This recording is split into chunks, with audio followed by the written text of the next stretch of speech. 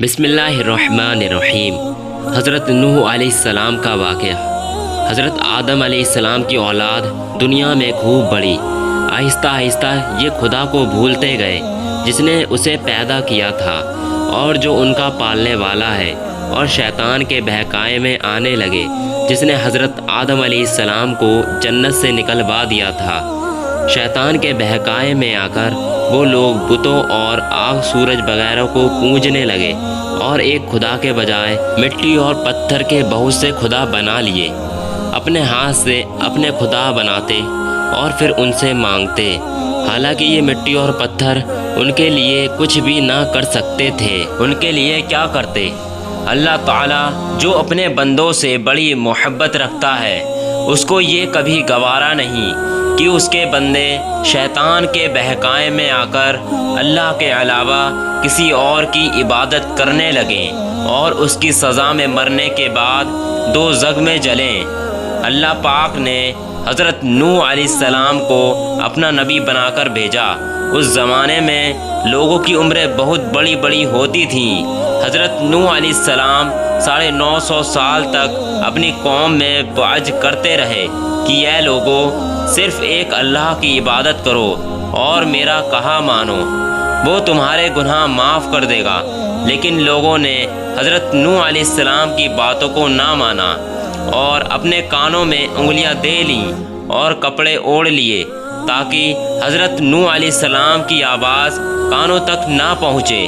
حضرت نوح علیہ السلام نے ہمت نہ ہاری، وہ برابر سمجھاتے رہے اور کہتے رہے، اے لوگو، اللہ سے معافی مانگو، وہ بڑا معاف کرنے والا ہے۔ وہ تم پر آسمان سے بارش برسائے گا تاکہ تم خوب اناج پیدا کر سکو، اور اس کے ذریعے سے بڑے بڑے باغ پیدا کر دے گا، ان میں سے نہریں پیدا کر دے گا، تمہیں مال و دولت دے گا اور بیٹے دے گا۔ تمہیں کیا ہو گیا ہے کہ تم خدا کو نہیں مانتے، حالانکہ اس نے آسمان بنائے، چاند اور سورج بنائے۔ اس نے تم کو مٹی سے پیدا کیا اور پھر اسی مٹی میں ایک دن تم مل جاؤ گے، اور پھر قیامت کے دن اسی مٹی سے تم کو دوبارہ زندہ کرے گا۔ لیکن لوگوں نے اپنے بتوں کو نہیں چھوڑا اور حضرت نوح علیہ السلام سے کہنے لگے کہ ہم اپنے بتوں کو ہرگز نہ چھوڑیں گے، اور ہم تو تم کو اپنے جیسا آدمی ہی دیکھتے ہیں، اور تمہارا کہنا بھی صرف چند غریب لوگوں نے مانا ہے، اور ہم تو تم کو جھوٹا سمجھتے ہیں۔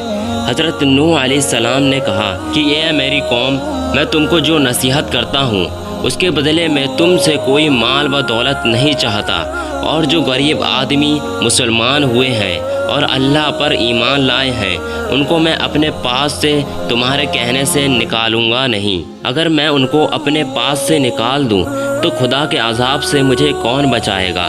اگر میں ایسا کروں گا تو بہت ناانصاف ہو جاؤں گا۔ ان کی قوم کے لوگوں نے کہا، اے نوح، ہم نے جھگڑا بہت کر لیا، اگر تم سچے ہو تو جس عذاب سے تم ہم کو ڈراتے ہو وہ لے آؤ۔ حضرت نوح علیہ السلام نے کہا کہ جب اللہ پاک چاہیں گے عذاب لے آئیں گے۔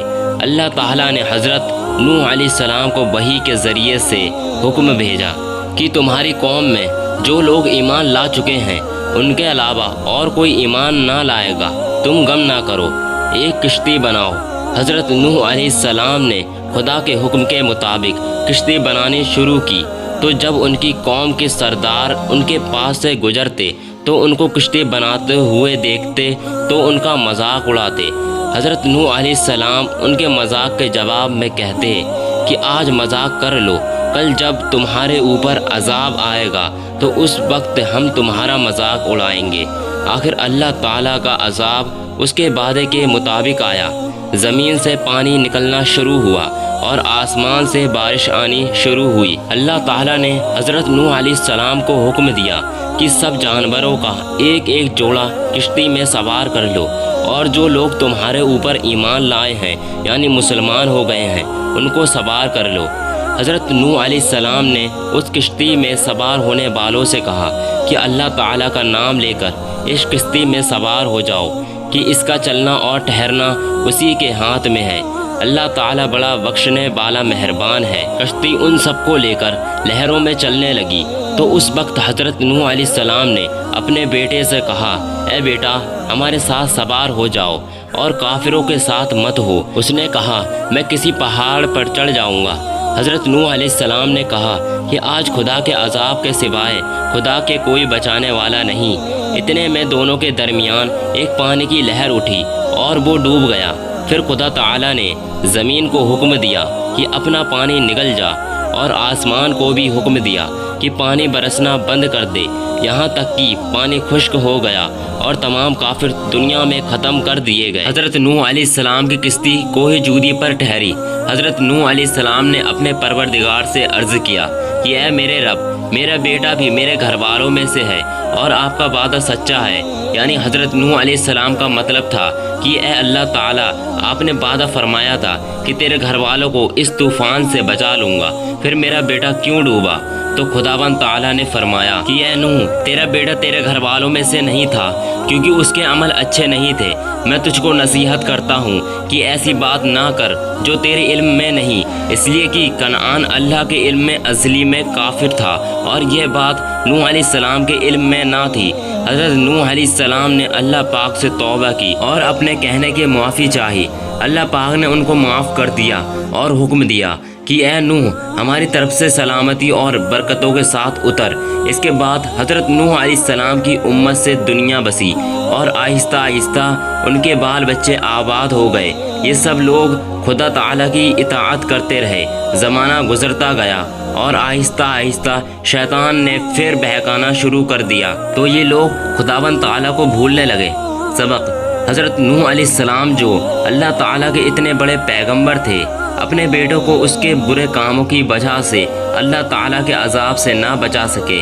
اس طرح اگر ہمارے ماں باپ اللہ کے کتنے ہی ولی کیوں نہ ہو، اگر ہمارے عمل اچھے نہ ہو تو وہ ہم کو اللہ تعالیٰ کے عذاب سے نہ بچا سکیں گے۔ ہم کو اپنے بزرگوں کے نیک عمل کا سہارا نہیں لینا چاہیے، بلکہ اللہ تعالیٰ اور اس کے رسول صلی اللہ تعالیٰ علیہ وسلم کے بتائے ہوئے کاموں پر عمل کر کے نیک بننا چاہیے۔ اسی وجہ سے اللہ تعالیٰ نے قرآن مجید میں کہا ہے کہ اگر تم ایک ذرہ برابر بھی نیکی کرو گے تو اس کا بدلہ ہم تم کو دیں گے، اور اگر ایک ذرہ برابر بھی برا عمل کرو گے تو وہ بھی تمہارے سامنے آ جائے گا۔ دوستو، ویڈیو اچھی لگی ہو تو ویڈیو کو لائک کر کے چینل کو